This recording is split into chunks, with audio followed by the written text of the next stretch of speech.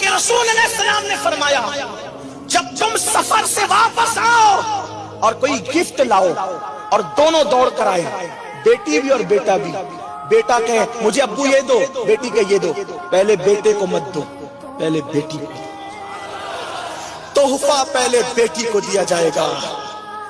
کیوں؟ بلکہ اگر بیٹا ایک ہی ہو، بیٹیاں زیادہ ہو، اب جو زیادہ ہوتے ہیں اس کی اہمیت کم ہوتی ہے، فطرتاً ایسا۔ بیٹا ایک بیٹی تین، اب سفر سے آؤ کس کو دو؟ اب بھی آقا فرماتے ہیں پہلے بیٹے کو مت دینا، پہلے بیٹی کو دینا۔ کیوں؟